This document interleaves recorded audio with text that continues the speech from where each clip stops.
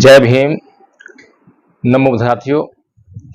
साथियों, कबीर साहब ने एक बात कही कि मलमल धोए शरीर को, ना धोए मन का मैल, नहाए गंगा गोमती और रहे बैल के बैल।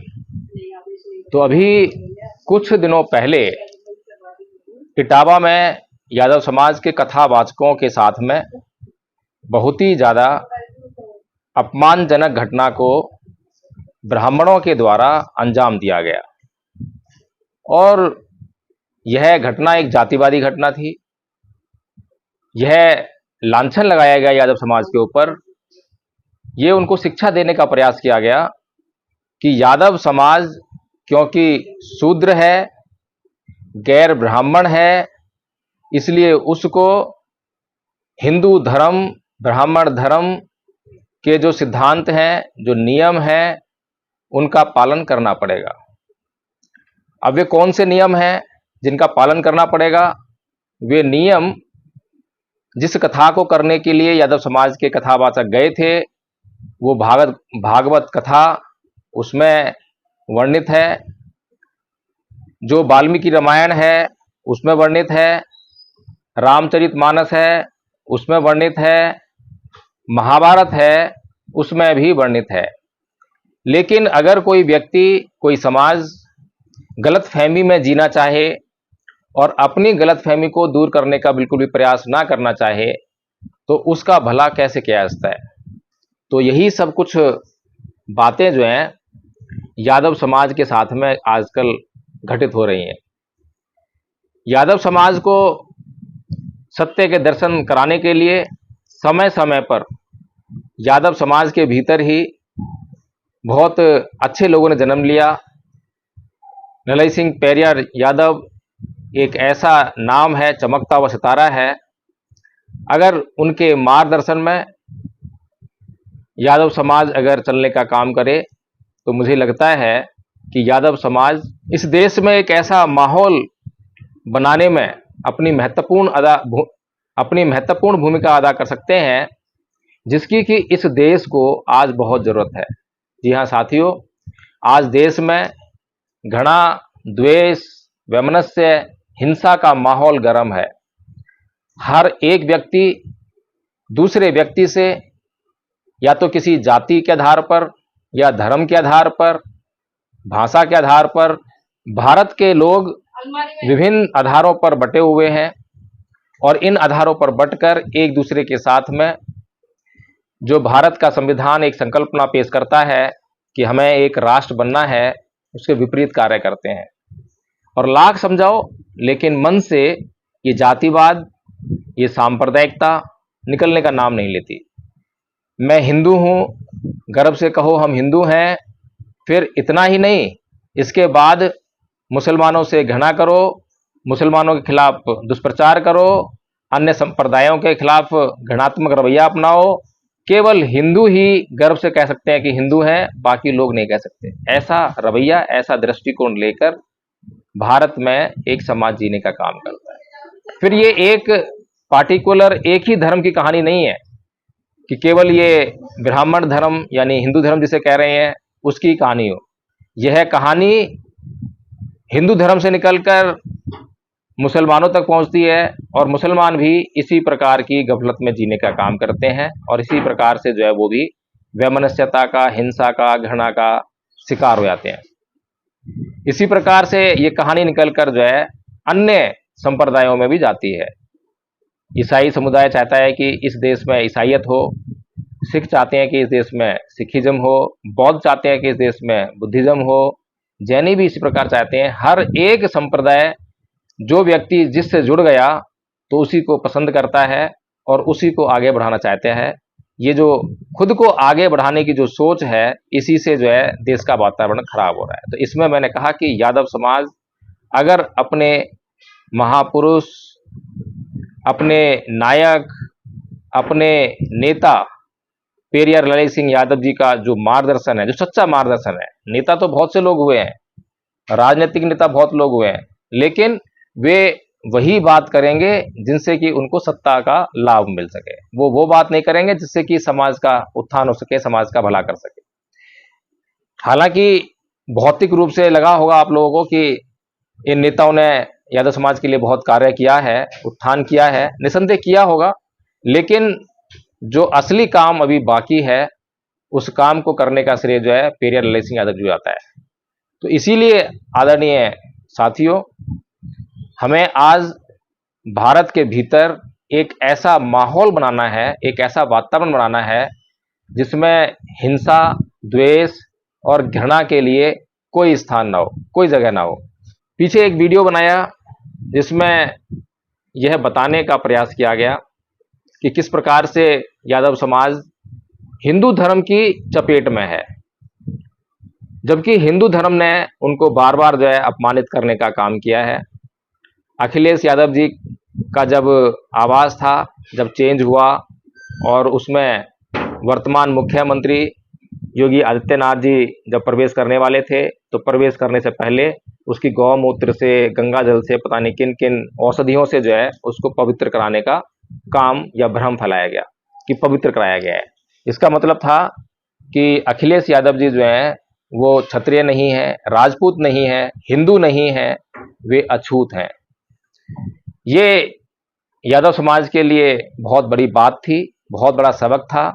लेकिन क्योंकि राजनीतिक लोग जो हैं हमेशा अपना राजनीतिक वर्चस्व तलाश करते हैं, तो इसीलिए जो है अखिलेश यादव जी ने केवल राजनीतिक वर्चस्व की चिंता की, अपने अपमान की कोई चिंता नहीं की। अगर उन्होंने अपने अपमान की चिंता की होती तो उनके पास पेरियार ललित सिंह यादव जी का मार्गदर्शन था, बाबा साहेब डॉक्टर भीमराव अम्बेडकर का पूरा जीवन चरित्र उनके सामने था कि किस प्रकार से परम पूज्य बाबा साहेब डॉक्टर भीमराव अम्बेडकर ने पूरा जीवन भर जातिवादी अत्याचार सहन किए, लेकिन उस अत्याचार को दूर करने के लिए किसी से लड़ने के लिए नहीं गए, कोई मुकदमे दर्ज नहीं कराए, बल्कि उन्होंने उस व्यवस्था को ही छोड़ दिया जिस व्यवस्था ने उनको नीच कहा, जिस व्यवस्था ने उनको अपमानित किया। और वो कदम जो है मील का पत्थर साबित हुआ, ऐतिहासिक साबित हुआ। आज पूरी दुनिया में उस कदम की सराहना की जाती है और उसी कदम का लाभ उठाकर आज बहुजन समाज का बहुत बड़ा हिस्सा आज लाभान्वित हो रहा है और अपने दुखों को दूर करने का प्रयास कर रहा है। तो इसीलिए मैं फिर से सभी सम्मानित यादव समाज के लोगों से ये कहना चाहता हूं कि आप जो है मेरी बात को मानने की जरूरत नहीं है, लेकिन कम से कम एक बार जांच करके तो देखिए। जिस भागवत गीता के आधार पर यादव समाज के लोगों का, कथावाचकों का अपमान किया गया, उस भागवत गीता में आपके लिए क्या स्थान सुरक्षित किया गया है। और फिर जो व्यवस्था जातिवाद पर आधारित हो, वर्ण पर आधारित हो, भेदभाव पर आधारित हो, वो तो बेसिकली जो है वैसे ही खराब साबित हो जाती है, गलत साबित हो जाती है। तो उसके लिए हम इतना क्यों मरे जा रहे हैं, हम क्यों उसके पीछे भाग रहे हैं। मैंने पिछले वीडियो में पूरी रामायण का आपको जो है ब्यौरा दिया कि किस प्रकार से उस रामायण में कहीं पर भी कुछ भी ऐसा नहीं है जिससे कि राम जी की पूजा की जा सके, उनके मंदिर स्थापित किए जा सके, उन्हें मर्यादा पुरुषोत्तम राम कहा जा सके। लेकिन फिर भी क्योंकि हमारे सामने जो है ऐसा कुछ पेश किया जाता है। उदाहरण देना चाहूंगा कि राम मंदिर जो बना है उसमें आप गौर से देखिए कि सबसे पहले मुख्य द्वार पर तुलसीदास जी की मूर्ति लगाई गई है और वाल्मीकि जी की तस्वीर जो है बिल्कुल साइड में लगाई है। और ये जो बात है मैं कह रहा हूं इसलिए मत मानिए, खुद जाकर देखिए। वाल्मीकि के नाम पर एयरपोर्ट तो वहां खोल दिया, लेकिन उस एयरपोर्ट पर कितने वाल्मीकि समाज के लोगों को नौकरियां दी गई हैं, यह बताने का कार्य यह सरकार नहीं करेगी।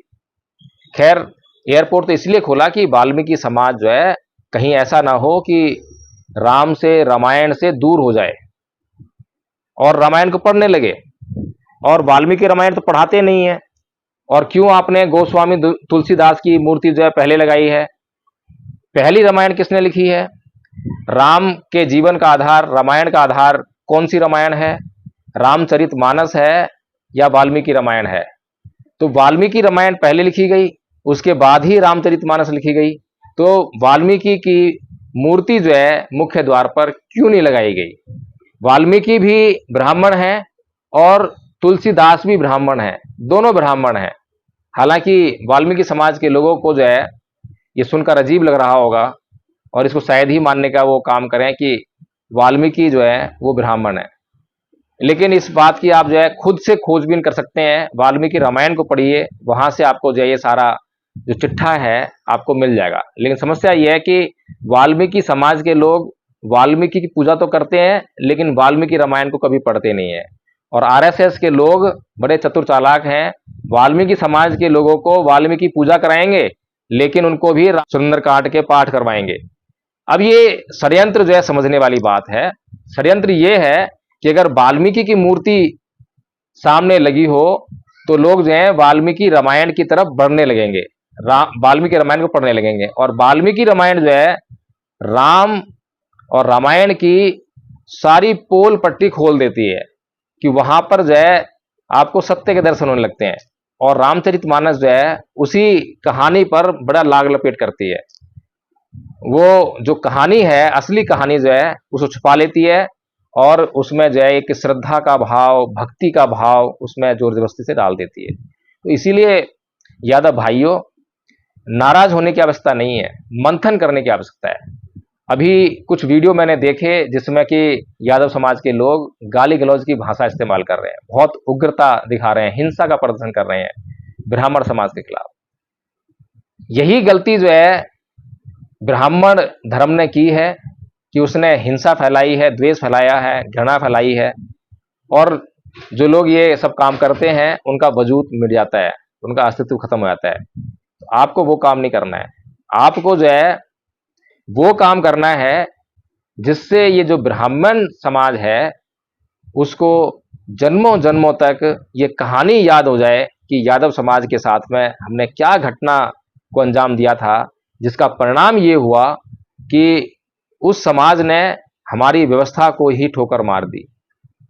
बाबा साहेब का अनुसरण करना पड़ेगा, आपको खुद से जातिवाद छोड़ना पड़ेगा। आप खुद जातिवाद से पीड़ित हैं, आपके ऊपर इससे बड़ा अपमान नहीं हो सकता कि यादव समाज के लोगों को जातिवाद के कारण, नीच जाति का होने के कारण और शूद्र होने के कारण ब्राह्मण समाज के लोगों ने एक ब्राह्मण महिला का मूत्र, उसका छिड़काव उनके ऊपर किया।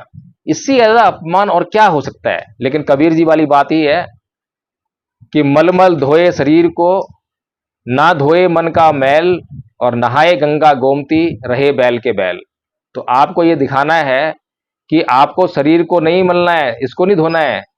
ये शरीर को सफाई हो ना हो, इससे ज्यादा काम बनने और बिगड़ने वाला नहीं है। लेकिन अगर आपने अपने मन के मैल को दूर नहीं किया, अपने मन से इस जाति व्यवस्था को दूर नहीं किया, तो फिर आपका भला होने वाला नहीं है। तो इसलिए आदरणीय सम्मानित यादव साथियों, आप सोचिए, समझिए, खोज कीजिए, पढ़िए, पढ़कर रिसर्च कीजिए और तब उन बातों पर अमल कीजिए, उन बातों को मानने का काम कीजिए। जय भीम, नमो बुद्धाय।